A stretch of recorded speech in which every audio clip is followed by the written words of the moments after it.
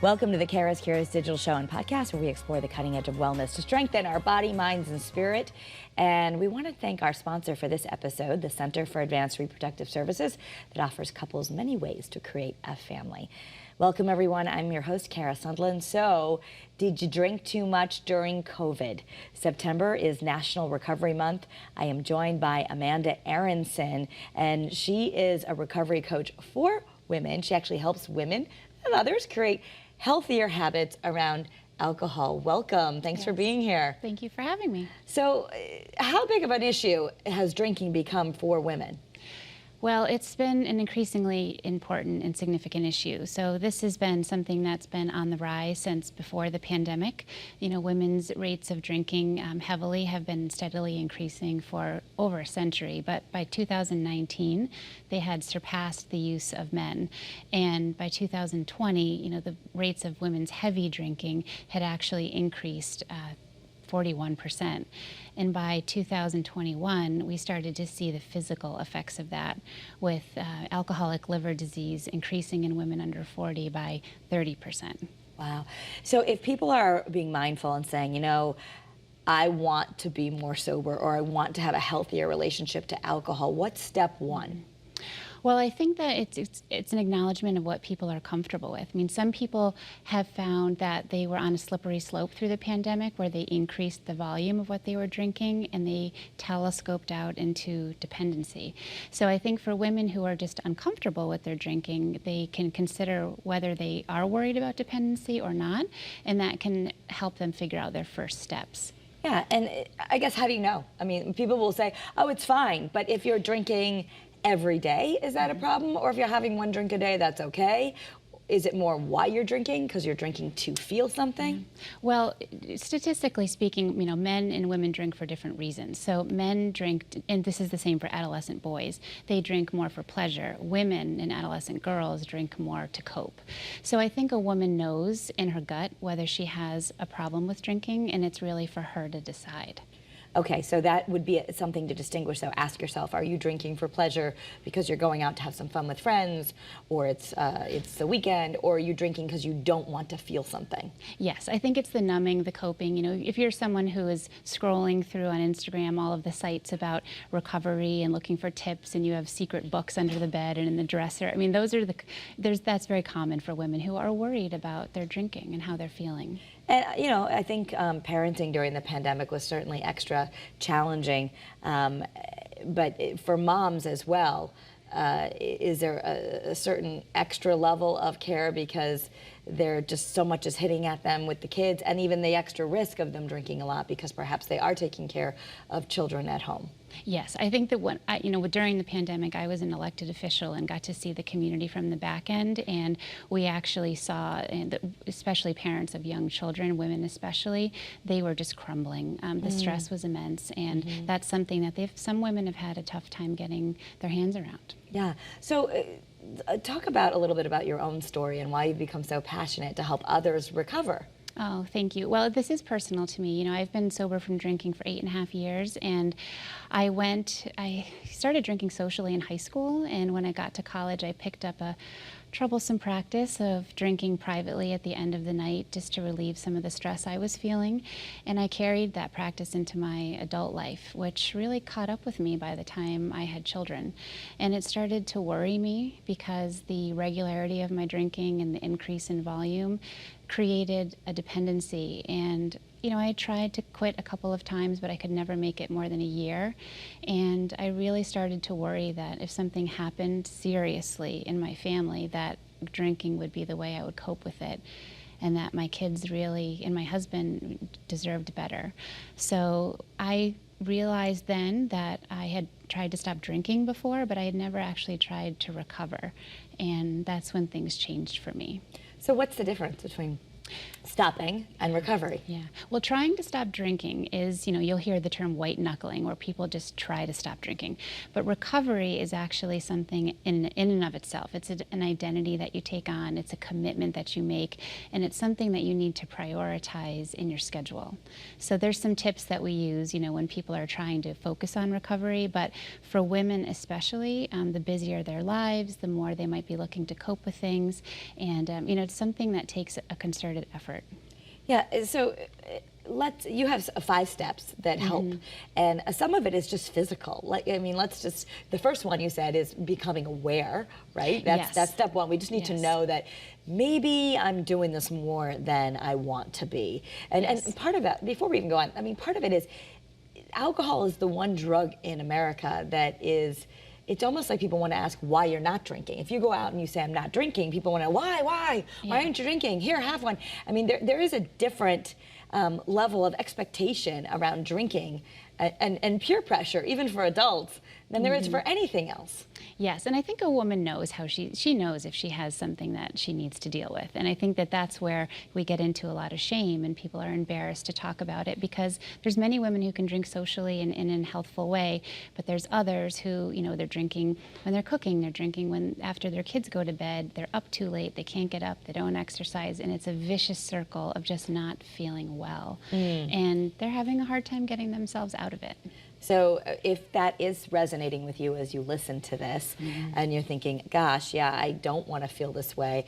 Maybe I don't even want to be, completely sober, but I want to cut back. Is there a difference there? Well, a lot of my clients will explore. They need to do their own research. So some people will abstain from alcohol for a few months just to do their own research to see how they feel. And maybe they can go back to drinking in a healthy way and they haven't had a dependency. But for other women who know that, like me, if I have one drink, my body craves another. So that's where, for some of us, there is a difference. And for some of people like me who just cannot drink, we need to really think about recovery as its own journey and really structure our lives around it. Okay, so what's the second step? Well, I think to back up for the first step, if for anyone who was going into recovery and really wanted to arrange their lives accordingly, the first thing is to modify your schedule to make room for recovery practices. So this is something that needs to show up on your schedule. They take time. So there's usually a way of thinking about this as first things first. For me, it's sleep, nutrition, and exercise. So when it comes to sleep, when you're in recovery, if you've been binge drinking heavily, your body needs to do an exceeding amount of healing. So it's hard on the organs, the muscles and tissues of the heart, the liver, the pancreas, the stomach, the esophagus. Your body has an incredible capacity to regenerate, but a lot of those things happen when we're sleeping, and it's emotionally exhausting. Food, there's a lot of sugar in alcohol. So particularly for people early on in recovery, if anyone who's ever tried to give up sugar knows that it is very difficult, and you do not feel well, and you're not nice to be around. So for a few weeks, it's hard to discern whether you're addicted to the sugar or you're addicted to the alcohol, because they're very much hand in hand. So thinking about eating a whole foods diet, lots of healthy fats, things that are going to accelerate some of the healing that your body needs to do and your brain needs to do, it's just going to make it easier.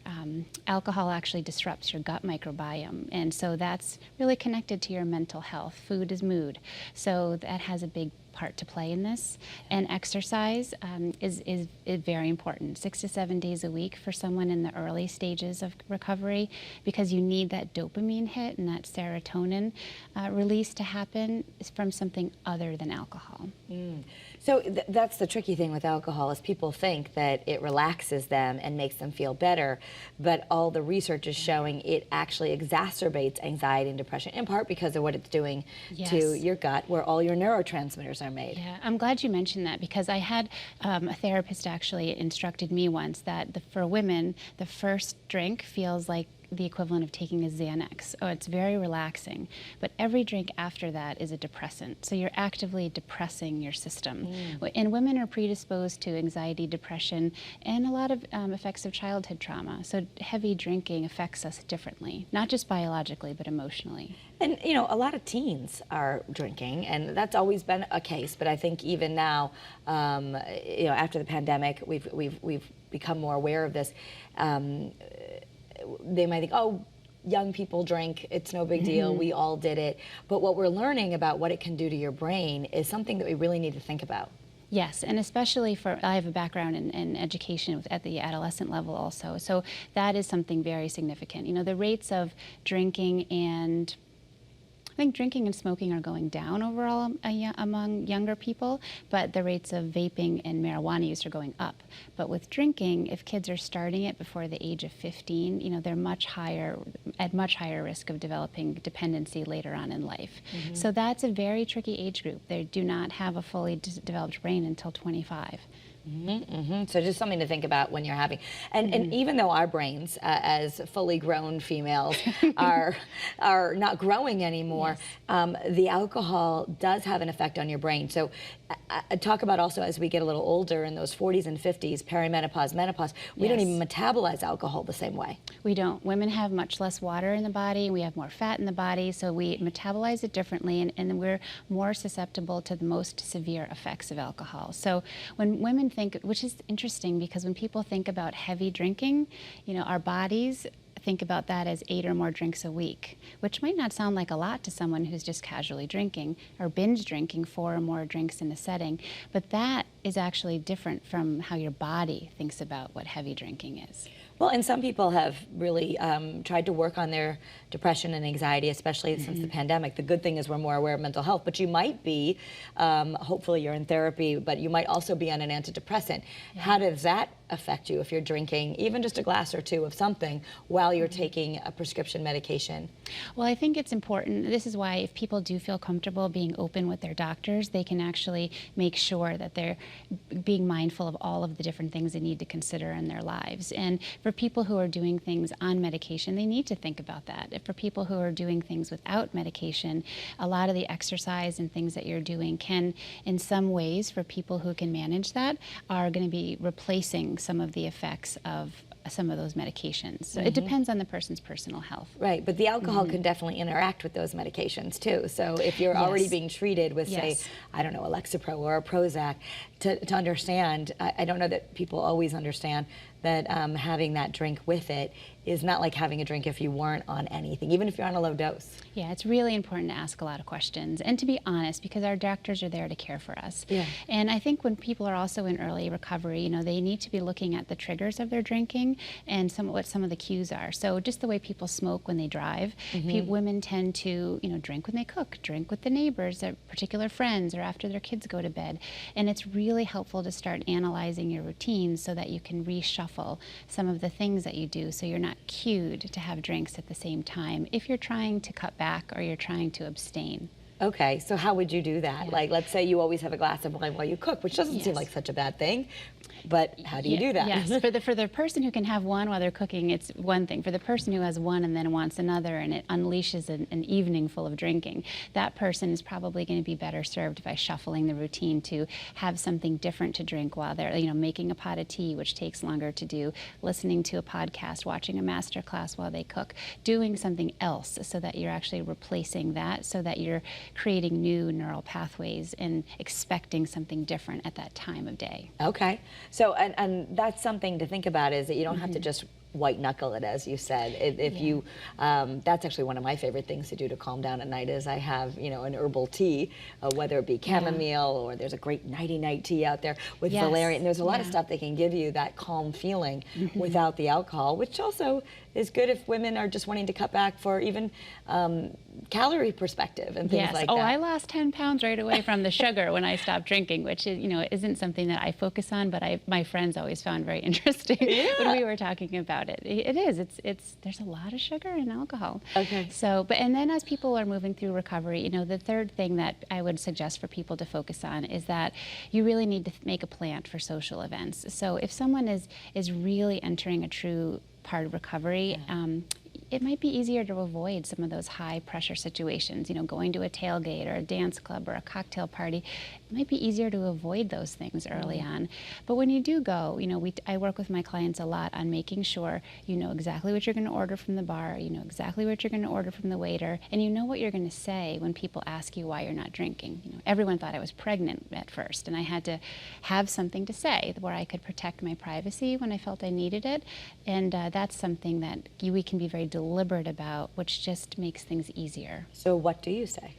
Well, I used to say, my stomach it's not quite agreeing with my stomach, so I'm just kind of giving it a little rest for a while to see if I feel better, and I'm just buying myself some time. And I think other people will say that, they're just not comfortable with how they've been drinking and they want to ease up a little bit. Other people can say they're just working on their health and wellness, they're doing Whole30. There's all kinds of little excuses that you can mention if you just want to have someone back off a little bit. Well, and that's the thing about alcohol. You don't have to have an excuse if you're not going to do another kind of drug. But alcohol is one of those things where it's so ingrained and almost expected in adult culture that people will rip you and they'll say, well, why aren't you drinking? What's going on? Are you pregnant? Are you this? Are you that? What do you mean you're not drinking? Are you sure you don't want to have one? Have a small one. I mean, it's almost like people feel like they want you to drink so they can feel okay about it. People do feel better in good company. And I remember being shocked when I was next to a woman who said one time, we went up to a bar together, I got a drink, and this is when I was drinking, and she said, oh no, I don't drink. And I thought, it didn't even occur to me that people didn't drink. I mean, that's how normalized it was in my culture. And so now I'm on the other side of that, and I realize that there's all kinds of people who don't drink, particularly, I'll be 46 in October, particularly people at my stage of life who just want to work on good skin and they want to work on their health. They're just not, they don't drink. And it's, that's true for a lot of people. Right, and I guess I have found, and I'm not a big drinker, but I have found that a lot of times I'll order a seltzer water with a splash of cranberry, and no one bothers you because it looks like a drink. Yes, and, there's all kinds of so if you are at an event where you're going to drive and I'm a lightweight or something like that, but even I think sometimes I do that because I just don't want to be bothered, and rather than I'll just have water, And so I guess that's what you need to do. Is you're going to work on something, you're going to say, and you don't have to tell everybody I'm quitting drinking. You just can say. Correct. You can keep it private. For people who need privacy at the beginning, which is easier, this is why we talk about how we're going to be deliberate in different situations. Well, I know in the interest of time, I want to make sure that people who are interested have some resources, because there's a few more steps that you want to get to. But how can people get in touch with you, and how do you help people? If they want to get in touch with me specifically, my website is aronsonconsulting.org, and that's ARONSON. On Instagram, I'm Amanda Aronson in the number 1, and so that's easy there. I would say if people are going to be looking for support, I would definitely encourage people to talk to their doctors, talk to therapists, try to figure out, some of the root issues. There's women's only beginner 12-step recovery meetings every day throughout the state, and then there are people like me who offer targeted support, and I have programs that I support people with that are very structured, and I just meet people where they are with their relationship with alcohol and help them find their next best steps. Because it might not always be giving it up completely, or it might. Yes, it's different for everybody, and I think some women right now really are curious whether they do need to explore sobriety or if they just need to help get back some of the control they had. And we do that together. And dry January is coming up after the holidays. A lot of people, that's become more socially acceptable. I think we got through a couple of the points, and I know I want people to be able to go to your website and get more, but can you tell us the other couples?